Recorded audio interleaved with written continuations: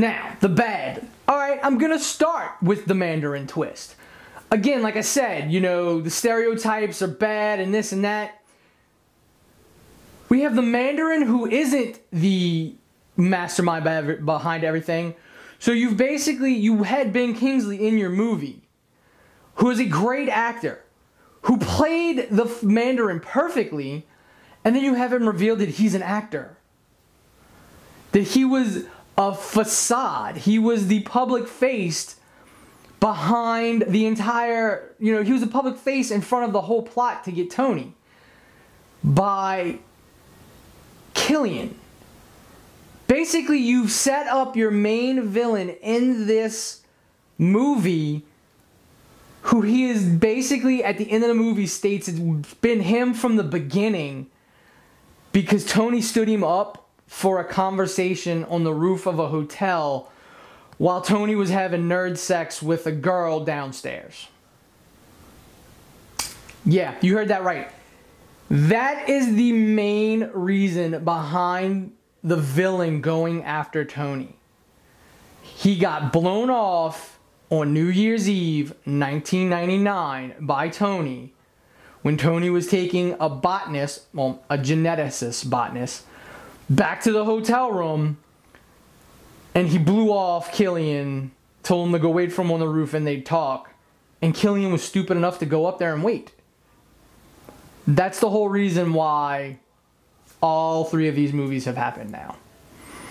It's been one big revenge of the nerd plot.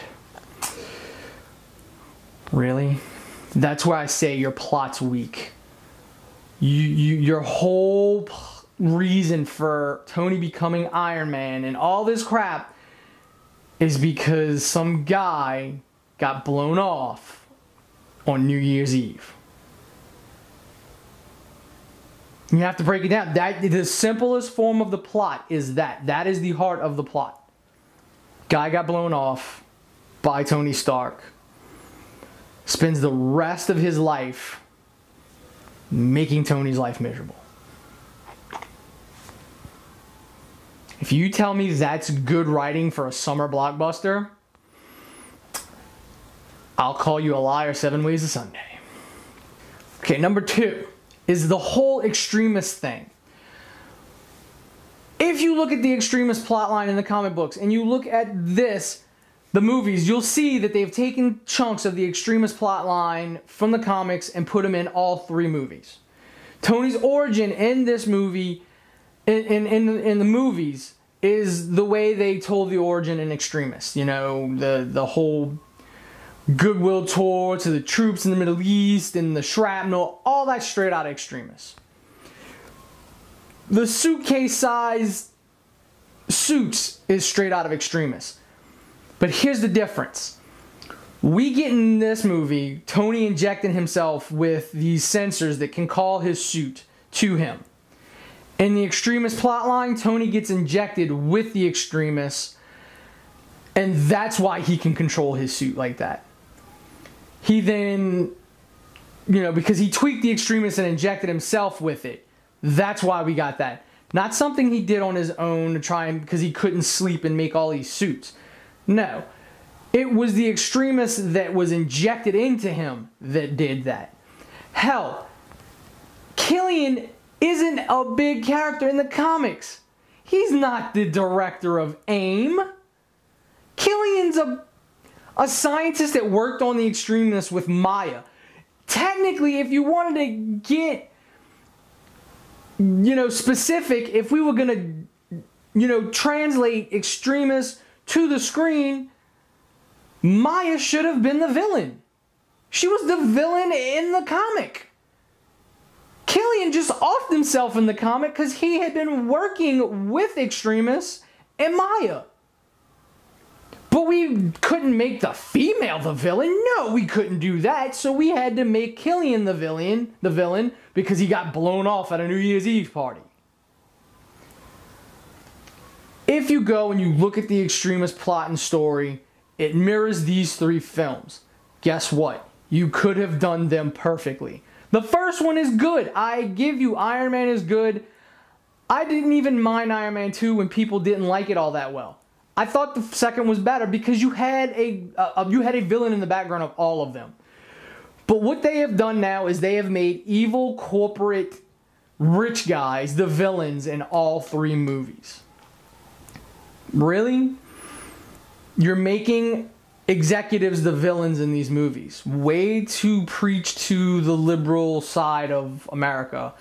Evil corporations, they do this. Guess what? You've also fed the conspiracy theorists who think every terrorist attack is an inside job because basically AIM's a government think tank and they came up with the idea of the Mandarin and his terrorist attacks to hide the extremist experiments.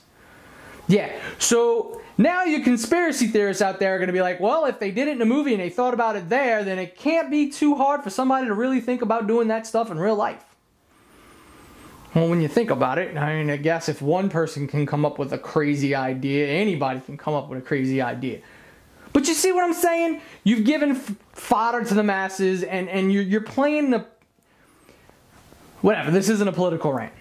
Number 3. Tony's alone. We just had the Avengers. But Tony has to go through all this by himself. No sense whatsoever. You've got War Machine, or the Iron Patriot, and he doesn't do anything for... He's a plot point, really. He's not Tony's partner. He's not even Tony's associate, really. Rhodes doesn't do much. He doesn't even get to fight in the end of the movie. Really? His armor is the way they get to the president, and that's it. He's a plot point. That's it. The character of Rhodes and the War Machine armor are a plot point in this. Now,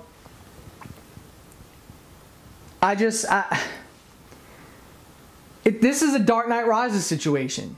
It's almost like you didn't want to do a third movie, but you had to do a third movie, so you threw some shit together and people bought it because it's Iron Man and we're going to go see it.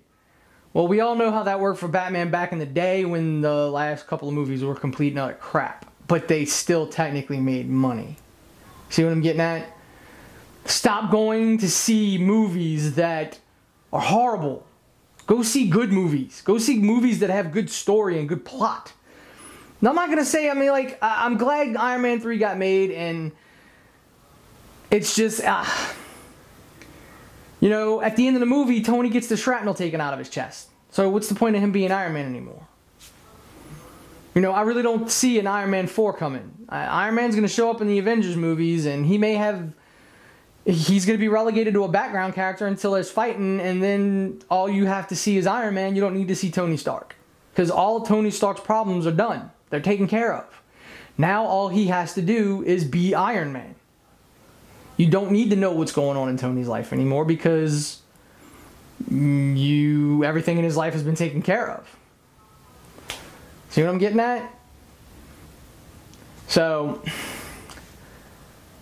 I guess that's it. I'm not going to say don't go see Iron Man 3, but please, God, everyone stop saying how great it is. It's not a great movie. It's a mediocre movie at best. Demand more.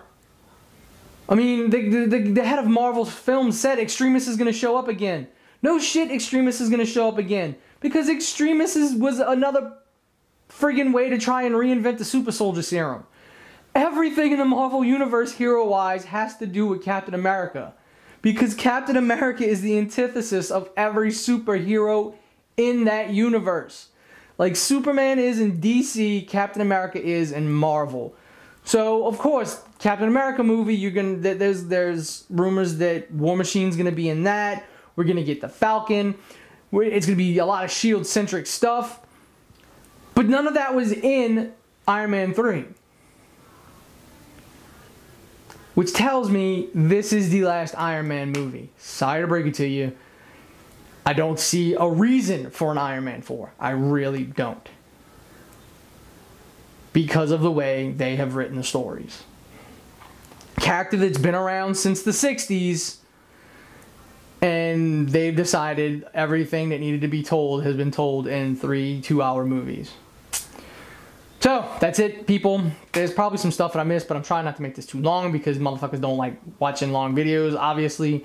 Seeing as how episode 1 of Crescent Speed, the average American viewership is 4 minutes, and this is probably going to be over 4 minutes. This is probably going to come in at around 10. So, until next time, people, this is Wayne for WGAS NOLA. Later.